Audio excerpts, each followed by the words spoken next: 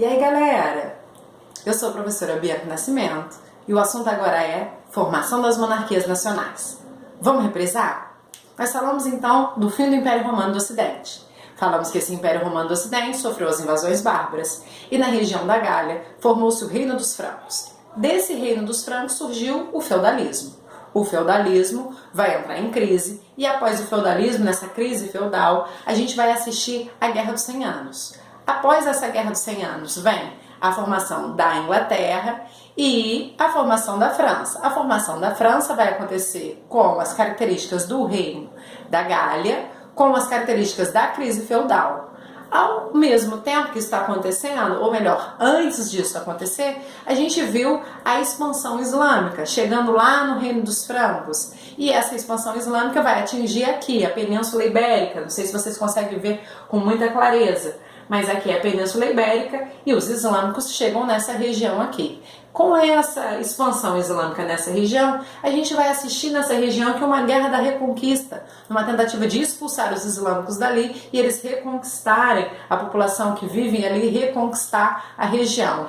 Com as cruzadas, numa tentativa de expulsar os islâmicos lá da Terra Santa, a expansão, ou melhor, a tentativa de reforçar essa guerra da reconquista fica então mais acentuada. E aí surge Portugal e Espanha. Vamos lá, vamos ver então como que esses estados nacionais vão surgir. Eles vão surgir com a queda do poder dos senhores feudais. Por quê? Por que os senhores feudais perderam poder? Por conta da Grande Fome, das revoluções servis, que são as jaqueiras, a Guerra dos 100 Anos, que a gente vai falar numa próxima videoaula. E aí a gente tem aquela ideia da hierarquia, o tradicionalismo e aquela ideia do imobilismo que começam a sair de moda. E vem ainda as cruzadas. A gente viu um crescente poder da burguesia, com o renascimento comercial, o modo de vida de luxo, com muito mais conforto do que aqueles nobres que tinham antes. Então a ideia de riqueza deixa de ser a terra, passa a ser dinheiro. Relatamos também o crescente poder do rei, que tem o apoio dessa burguesia que quer um padrão de comércio, um padrão de moeda, um padrão de imposto. A burguesia tem um desejo dessa ordem. Não só a burguesia tem um desejo dessa ordem, como a população urbana também tem, e como também os camponeses. Os camponeses também estão procurando essa organização, e os artesãos, eles querem trabalhar de forma livre, então eles querem ir contra os senhores feudais. Nós vimos também as jaqueiras. O que a nobreza tem a perder? Ela não tem a perder muita coisa não. A nobreza, na verdade, ela quer conter essas revoltas, porque tá ruim pra ela, já que eles querem matar os nobres. Então a ideia é acabar com essas revoltas. A nobreza então começa a apoiar o rei e o que ela ganha em troca? Ela ganha título, sustento, isenção de imposto, quer dizer, ela não vai mais pagar imposto, ela não vai pagar imposto nenhum. Aquela ideia da suzerania e vassalagem, que a nobreza precisava pagar alguma coisa pro rei, agora não precisa pagar mais, ela vai estar livre desses impostos, vai receber altos cargos políticos e ainda vai ter apoio. Então, a monarquia nacional está crescendo porque o rei está ganhando apoio de todo mundo, da nobreza, da burguesia, dos camponeses, dos artesãos. Tá aí, maravilhoso para o rei.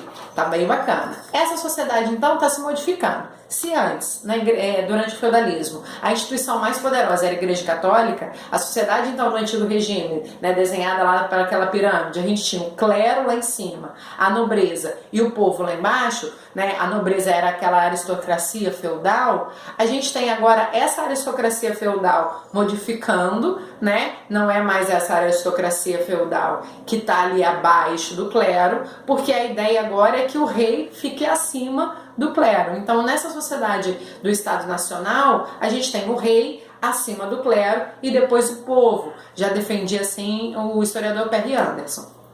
O Estado Nacional, então, começa a se formar com a centralização do poder, com uma burocracia própria, com o exército, com moeda, com impostos, com um código judicial e até com uma assembleia.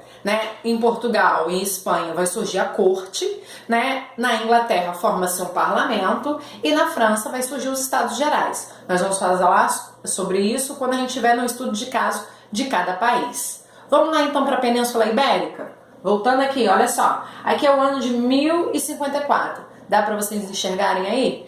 que a gente precisa entender? Lá no iniciozinho, né, tem um domínio muçulmano. E aí começa a ter aquela luta interna pelo poder. A Guerra da Reconquista, que foi o que a gente falou agora mesmo, começa em 711, né, e vai até 1492. Quer dizer, então essa Guerra da Reconquista é uma guerra batalhada, né, dura muitos anos. Né, são as cruzadas, ainda tem, junto com essa Guerra da Reconquista, né, a Reconquista cristã, e tem as cruzadas no Oriente.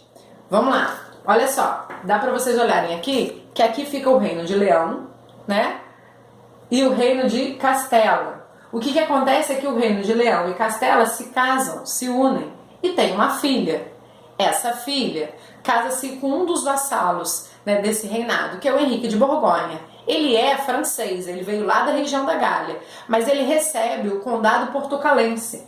E aí, recebendo esse condado portucalense, que são, na verdade, são 5 cidades e tem um porto nessa, né, ele acaba se dando bem, porque ele casou, então, com a filha do rei de Leão, em Castela. Ele era um cara importante, por isso um bom partido para essa filha. Eles têm um filho, Afonso Henriques. O Afonso Henriques rompe esse comitatus do pai, né, com o reino de Leão e Castela, e ele mesmo, sozinho, né, conquista as terras do sul, formando aqui, ó, tá vendo? Ele quebra aqui o compromisso que o pai tinha com o avô, né, que é aquela ideia de comitatus, da ideia de suzerania e vassalagem, porque o pai dele era um vassalo do avô, então ele quebra isso e forma aqui, ó, o reino de Portugal. Né? Ele forma Portugal sozinho, ele conquista terras ao sul e forma Portugal, ele rompe com o avô e forma aí a dinastia de Borgonha, vai mais ou menos de 1139 até 1383, ok?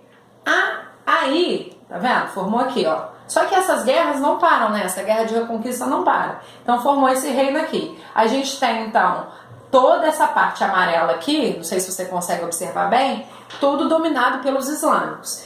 Todos esses reinos aqui de cima estão querendo fazer o quê? Com a Guerra da Reconquista, expulsar os islâmicos e diminuir aqui as terras islâmicas. E as guerras continuam. Ó, o reino de Leão e Castela, que agora é um reino só, consegue invadir e consegue conquistar. Em 1143, o reino de Leão e Castela já está maior. O condado, aqui ó, a região da Catalunha, né, tá maior aqui.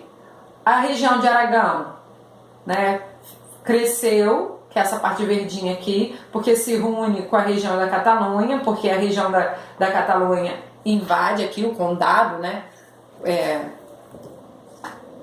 O condado da Catalunha aqui, então, ele se une a Aragão, né? E eles vão invadindo também, retirando terras. O reino de Leão e Castela consegue ficar cada vez maior, tá vendo?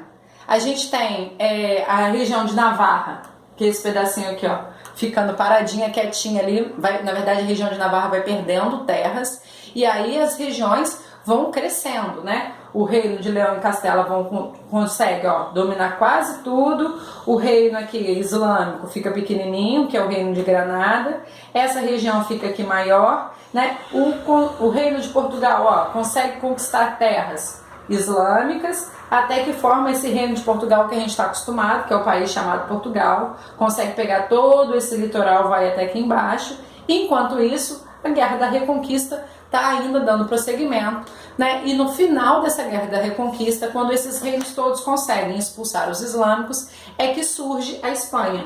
A Espanha, então, é a união de todos esses reinos aqui após a expulsão dos muçulmanos, lá em 1492. Ok? Quando eles conseguem expulsar tudo. Então, que reino que está surgindo, juntando para formar a Espanha? Aragão, Navarra, Barcelona. Quem é que está governando, quem é que está liderando esses reinos todos? É o Fernão de Aragão e a Isabel de Castela. Os dois são católicos. Então surge aí um país chamado Espanha católico. Okay? A gente tem então a dinastia de Borgonha formando Portugal em 1139 e a gente tem a Espanha em 1476, né? Em 1492 formando realmente a Espanha. Antes disso, como os dois eram católicos, já acontece ali dentro da Espanha a Inquisição, que também é assunto para a próxima aula, quando a gente falar sobre a Igreja Católica e a Reforma Protestante. A gente encerra por aqui então. Quem gostou, né, dá um joinha, ativa o sininho, se inscreve aí no canal e aí aguarde então a nossa próxima videoaula que vai falar sobre a formação da França, a formação da Inglaterra e sobre os absolutismos, né? O que é o absolutismo, o que é o mercantilismo, que é o conjunto dessa formação dessas monarquias nacionais. Tchau!